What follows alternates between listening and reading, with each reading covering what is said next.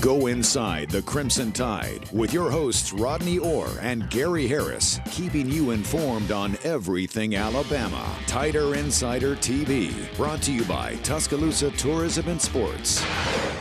Good evening, everybody. Rodney, you know what I like to say. It's Tuesday night in Tuscaloosa. That means Tider Insider TV. You know, we're like the postman. You know, neither rain nor snow or sleet or high winds or anything keep us from doing the program, although we're not dealing with any of that tonight, thankfully. Welcome into TITV alongside Rodney Orr from TiderInsider.com. I'm WVUA 23 Sports Director Gary Harris.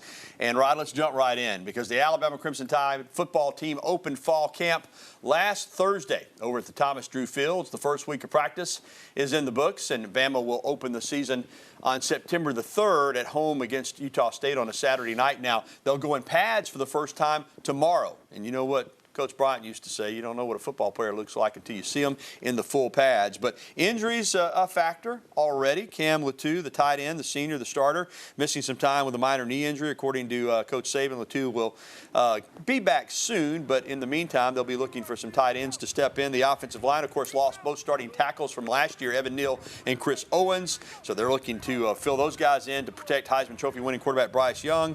Senior linebacker Henry To'oTo'o, man, last year, to step right in as a transfer and call the signals, well, you know what? He played well, but he can play a lot better. I think this year he's much more comfortable, although there is a spot open next to him at inside linebacker. These are all questions that need to be asked. But To'oTo'o, you know, coming back for his senior year, and Will Anderson Jr., of course, the leader on that defense, he's back as well. So Will Anderson says, you know, when you got new guys coming in like these transfers, it's important that everybody kind of adapt to the Crimson Tide process and do it the way that they're supposed to do it. Everybody's been good. Everybody's been very receptive of what we've been trying to get across to the messages that we've been trying to get across to the team. And, you know, it's been good. There's not a lot of knuckleheads in the locker room, no negativity in the locker room, and everybody's been bought in and committed and all in to what we have going on this year. And Sunday was picture day for Alabama football, but Will Anderson Jr. is not necessarily a smile guy. I want you to take a look right there. He had that, oh, man, I'm not wanting to be messed with look. He's not wanting to be messed with when he's on the field. He takes care of business, but he really is a nice guy off the field. But right there in that picture, he's got a uniform on, so he is ready to go. All right, Rod, let's bring you in here for some analysis. It's early still. Like I said, the pads haven't even come on and won't until tomorrow. But still, let's start with Cam Latu. Tight end's an area where there's already some depth issues. He's your senior starter. He's out for a while. How are they going to pick up that slack? Well, that's a good question. I think one guy I might watch, and again, he's had a kind of a multi-dimensional role, used him a little bit as an H-back, Robbie Oots, who, of course, played some last year as a true freshman. And then also, I think a guy to possibly watch might be Miles Kitzelman, the junior college transfer. He was only a freshman in junior college last year, so he's a sophomore now. I think he's a guy to watch. He brings some size. I understand he's shown the ability to block, which is something they need as an inline tight end. So, you know, it's probably going to be a combination of guys. And you also wonder, and we've talked about this guy a whole lot, Gary, a lot of potential, a guy that's kind of in that Jaleel Billingsley mold, Amari Niblack, the true freshman, just how quickly can he grasp things? Because if he can grasp the offense and if he can find a role, if they develop a role for him, I think he's a guy with a ton of ability as a receiver. Yeah, very athletic. Speaking of receivers, all three receivers from a year ago are gone. Jamison Williams, John Mechie, and Slade Bolden. So there is an area where there's going to be a lot of competition. And a lot of players, too, a lot of opportunities. As you mentioned, again, you have the two transfers, Jermaine Burton from Georgia. Again, I think he's a fantastic player. I think he's a lot like John Mechie. We've talked about that. Tyler Harrell from Louisville is a guy that's a legitimate 4.2 sprinter. You know, they've got other guys, Ja'Cory Brooks, who, of course, was fantastic down the stretch last year. Trayshawn Holden's back. Got a lot of slot receivers. JoJo Earl, Christian Leary. You've got some freshmen, Aaron Anderson. Shaz Preston might be the freshman to really watch. Watch him. Watch Shaz Preston. And also Kendrick Law. Those last three, Preston, Anderson, and Kendrick Law, all three freshmen from the state of Louisiana. And don't forget, more freshmen, Isaiah Bond, Kobe Prentice. Yeah. So there's a lot to choose from. And as I mentioned earlier, too, you're replacing both offensive tackles. Obviously, for the quarterback, in this case, the Heisman Trophy winner, Bryce Young, you got to have good tackle play. Yeah, we've talked about that. Again, I think that's one of the keys to this offense, Gary. Tyler Steen at left tackle. I think he'll be the guy. He's got 30-plus games experience as a starter in the SEC. Plus, on the right side, I'm hearing that J.C. Latham has started out pretty well in camp. That's good news at that right tackle spot because those interior spots, those guys come back. All right, Rod, good analysis. Not much on the defense right now because the defense is frankly loaded. But let's move on to Coach Talk. Alabama head coach Nick Saban says that the kind of choices and decisions that individuals on the team make will determine what kind of team they're going to have. You know, he always says you have freedom of choice, but you don't have freedom of consequences. Here's what Coach Saban said about the challenges this team is facing and will they be able to deal with it. You know, it's kind of interesting to me that I see articles every day that you'll have decided already, you know, what kind of team we're going to have. I think in some ways this creates a much more difficult challenge to have players, you know, be hungry, try to prove what they can do together as a group. But it is a challenge that, you know, we're willing to deal with, and, you know, hopefully we've got the right kind of leadership on our team to be able to overcome some of that, deal with success if we have success, be able to deal with frustrations if we have failures. And I think how we manage all those things will determine what kind of team we really have. Rod, that's what the process is all about, right? It's not worrying about preseason expectations, whether they're good or bad. It's not, you know, it's using what happened last year as a motivator, maybe, since they didn't beat Georgia in the national championship game. If you had won the national championship, it's trying to put that behind you and understand that next year's a new challenge. You know, he doesn't like to talk about, you know, records and rankings or any of that because it gets in the way of what he really is all about, and that's building a team. And if you have everybody on the same page, you've got talent and good coaching, you're going to have a chance. Well, we talked about this last Tuesday night, Gary, not only the talent, but the experience that they have this year going into last year. They didn't have that experience. They didn't have that same leadership that they had in 2020. That's why last Wednesday, Nick Saban said last year was kind of a rebuilding year. Well, we've addressed that plenty of times right here on TITV, talking about you lost all those leaders from the 2020 team, and they had to replace them last year. They were really good players. That's why Alabama played for the national championship, but they didn't have that experienced leadership throughout the season that I think they're going into the season with this year. And building more of it as you go is important. All right, Rod, the man who dominated the Olympic pool like no one ever was one of Nick Saban's fall camp motivational speakers on Saturday. Michael Phelps is known as the greatest swimmer in male swimming history. I mean, gold medals to prove it. I mean, 23 gold medals for Team USA. Coach Saban always likes to try to bring in different types of speakers to motivate the team. In the past, he's had Ernie Johnson in, Alex Rodriguez, Alex Smith, and the late, great Kobe Bryant as well. Well, still to come on Tider Insider Television, a four-star defensive lineman from nearby Gardendale High School is set to announce his college choice on Saturday. Will it be Alabama or will it be an SEC rival? We'll have more on that when we come back. And we'll get to hear from Alabama's offensive and defensive coordinators. We only get to do that once a year, so it's big. They spoke on Sunday at Media Day. We'll have it for you coming up on TITV. And we'll be getting your phone calls, emails, and tweets a little bit later on in the program. The number, as always, you know it, 205-348-WVUA. That's 348-9882. Or you can email us, TITV@WVUA23.com, or tweet at us. Just use that hashtag TITV so that we'll see it. We'll be back with the only show that takes you inside the Crimson Tide. The award-winning Tider Insider TV will return after this.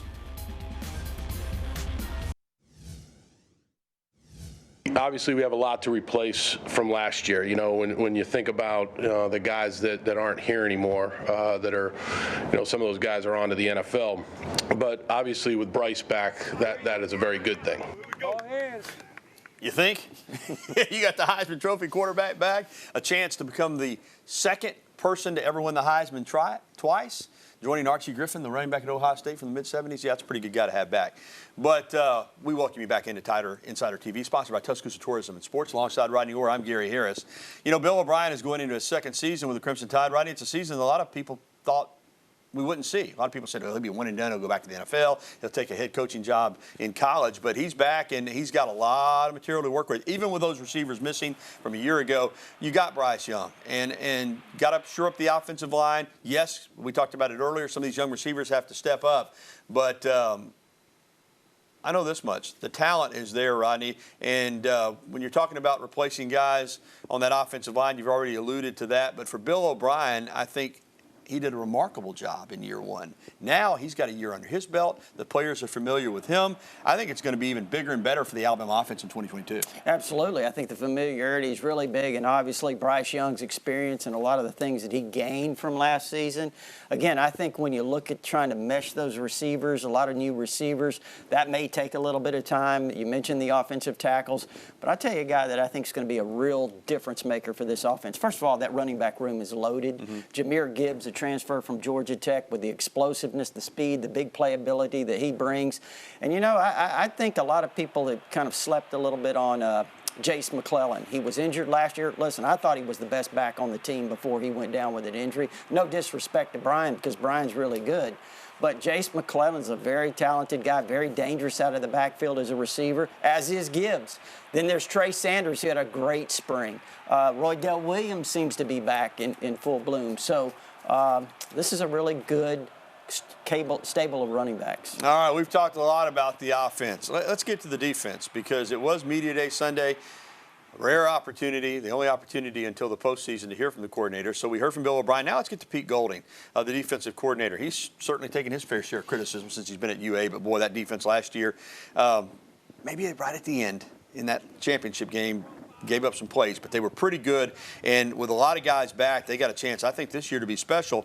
Golding, though, used his time on Sunday to speak on a number of subjects, including his mindset for the defense. And, you know, all he's thinking about is ways to get better. It's all about improvement and reaching your potential, according to Pete Golding.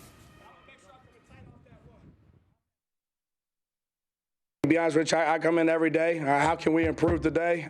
When I normally leave this building tonight, I feel like we're about to get whoop. You know, it's just normally that type of day, right? And then we show back up the next day, and how can we take one step? So, you know, we're fortunate to have some good players. They still got to prepare the right way, practice the butt off so we can get it on Saturday.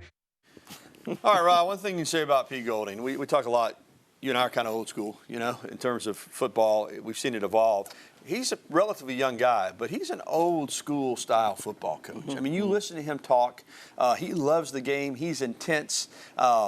Yeah, I think that he's cutting edge, because you have to be able to scheme these defenses up. But he's also a guy that just wants to get in there and get his hands dirty. And I love the work ethic, and I love how he really is feeling comfortable now being in the shoes of an Alabama defense coordinator. Yeah, his fifth year here, fourth year as defensive coordinator, Gary. And listen, he was right when he talked about, for the first time since he's been here, he's got the talent, the experience, and the leadership on all three levels on that defense, defensive line, linebackers in the secondary. He's telling the truth. I mean, I think that after the 2017 season, Alabama defensively slipped a little bit in terms of talent, but they've gotten back to they're getting back to the levels that we saw in 15, 16, 17. All right, and this year, as I said earlier, and as you kind of reiterated there, this defense, it could be one of these where you're looking up with 3 or 4 games to play and you're saying, my gosh, they're dominant. That will certainly be the goal. All right, let's move on to a potential future defensive lineman in the SEC, possibly at Alabama. 4-star defensive lineman Kelby Collins of Gardendale will announce his decision on Saturday. 6'5", 270. You see the wingspan right there. Look how long those arms are. He's been considered an Alabama lean for a long time, but the recent buzz has Florida sitting atop his wish list, with Georgia maybe second. Rod, we'll find out on Saturday, and as you always say, regardless of commitments, they're still pen to paper, and you can't do that until December. But this is a lot like the Peter Wood situation with Thompson High School, the defensive rusher from that went to Clemson after we thought we'd wind up at Alabama. What's going on with Kelby Collins? Yeah, I think you're right. You know, I've been hearing the last few days that look for him to commit to Florida unless something changes, which, again, before he announces on Saturday, there's plenty of time to change. But also, even if he does, I do expect Kelby Collins to continue to take visits. I think he'll be here at least on a visit or two before that December signing period, Gary. So anything can change between the time he makes that announcement then on signing day. I still can't get over that wingspan. I bet he's about a 7 feet tall guy with a wingspan like that. All right, more TITV is coming up. In fact, we're going to get to your phone calls. As always, give us a call on the hotline at 205-348-9882, or you can email us at the address on your screen or tweet at us. We'll be right back to hear from you, Tider Insider Nation, next right here on TITV.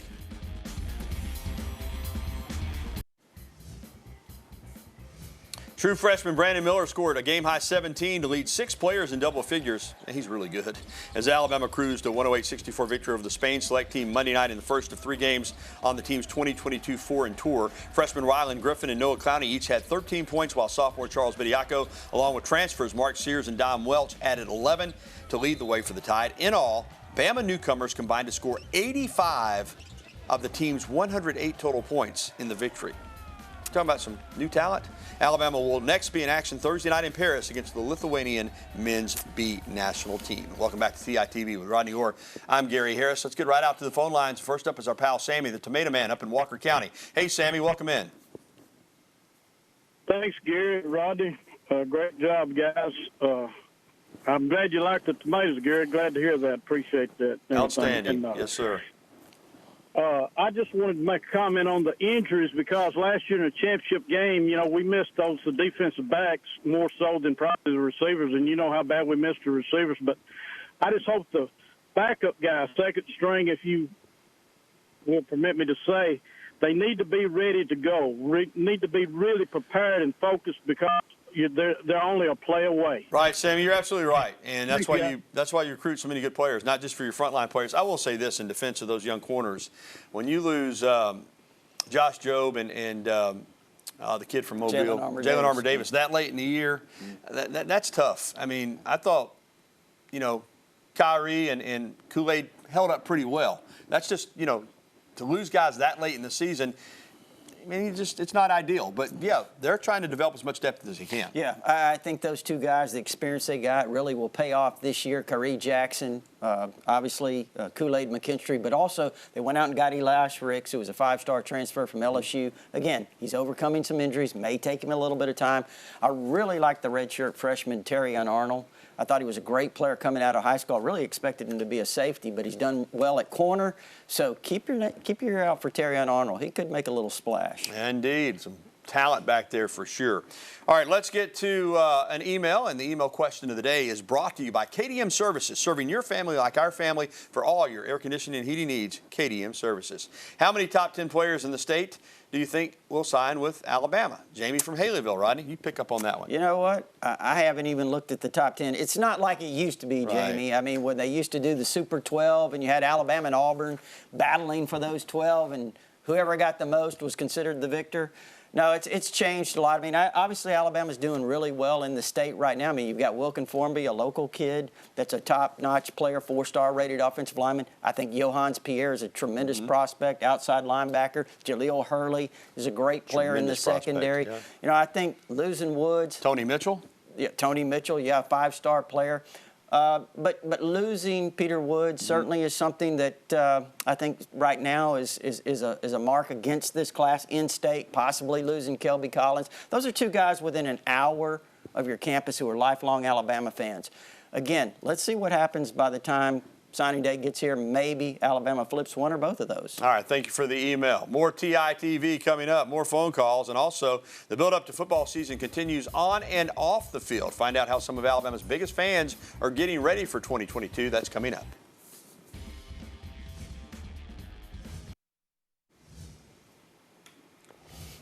TITV continues with Rodney Orr. I'm Gary Harris, and let's get to BT on the phone line. Hey, Bill, what's up, man? Not much, Gary. Rodney, how are you all today? Doing well, my friend. I'm going to ask about Kool-Aid. He's going to make an impact on his team. Do you agree? Yeah, BT, I do. I think he's in line to be one of those starting cornerbacks, probably with Elias Ricks, and others are going to factor in as well. But I think the experience he gained last year, we mentioned, getting your feet thrown to the fire like that, like he did against Georgia in the national championship game. It's going to pay dividends for him this year, I think. Yeah, I think it's going to pay big dividends. Don't forget about that play he made. Wasn't it in overtime against Auburn when he swatted the pass away in the back of the end zone? That was one of the biggest plays of the year. Yeah, he's got a lot of talent. They got a lot of talent in that back end of that defense, period. And they'll battle and compete for positions. Remember this, BT and Rodney, I know, used to, 4 DBs. Now they play 5, 6, sometimes 7 on the field at the same time. So a lot of those guys will get to play. All right, let's get to an email. And this is from Alan in Nashville. Do you think Brandon Miller will be one and done? That's the basketball freshman that we've talked about. Yeah, Alan, I do. That's just my opinion. But I mean, after a little bit I've seen out of him, what I've heard from people, he's got a special skill set at about 6'8". I mean, he can shoot the three. He can. He's a good defender. Can block shots. Great wingspan. We're talking about length of arms with the football player earlier from Gardendale, and now this young man just has all the tools. Rodney, I think that he'll have one big year here and move on to the NBA draft. Just my opinion. Really excited to see him. No question about that. You know, Gary, might mention, I'm sure you've mentioned this before, his father was in Gene Stallings' first recruiting class, Daryl Miller out of Nashville, tight end. Yeah, mine went blank for a second. Kelby Collins was the football player I referenced to Gardendale. But Brandon Miller, again, 6'8" or 9", but with that wingspan, he's like 7 feet. Really talented. So, yeah, I think he'll be a one and done. All right, Tider Insider TV. What do we got going on, Grace? I didn't catch that. All right, let's get one more email before we go to the break. And this is from Penny in Tuscaloosa. Do you guys believe Jalen Moody deserves to start? It's a good question, Penny.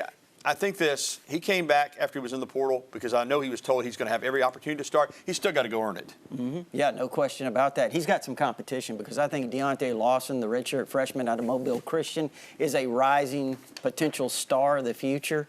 I know that even Pete Golding said on Sunday that Moody was being pushed a little bit. He's talking about Deontay Lawson. Yeah, no doubt about it. All right, thanks for the phone calls and the emails, TITV Nation. Still to come, the Tuscaloosa County chapter of the National UA Alumni Association held its fall football kickoff event last week. We'll have details, and look at that. Boy, it's a beautiful evening here. Hey, man, this campus is buzzing. School's almost back in.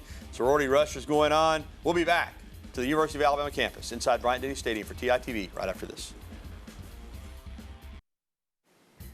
Well, for the first time since 2019, the Tuscaloosa County chapter of the National Alabama Alumni Association held its fall football kickoff event last week in the North Zone at Bryant-Denny Stadium. It was a family-friendly event with pep rally, door prizes, cheerleaders, members of the $1 Million Band, Big Al, everybody getting into the spirit. And the guest speaker was 2009 Alabama National Championship quarterback Greg McElroy, who's now a broadcaster at WJOX in Birmingham and a college football analyst for ESPN and ABC. All right. Fired up, Rodney. Fired up for Alabama football. All right, that's going to do it for this edition of Tider Insider TV, presented by our good friends at Tuscaloosa Tourism and Sports. Don't forget, if you missed any of tonight's show, you can catch the replay coming up tonight following the news at 10 at 10:30 or online anytime at WVUA23.com. We're going to leave you tonight with video from the Knicks Kids annual giveaway luncheon this past week as well. That was on it last Wednesday. Over $11 million has been given to organizations since Nick and Terry Saban arrived in Tuscaloosa through Knicks Kids. It's unbelievable. For Rodney Orr, I'm Gary Harris. Thanks for watching, everybody. Good night. We'll talk to you again next week on TITV.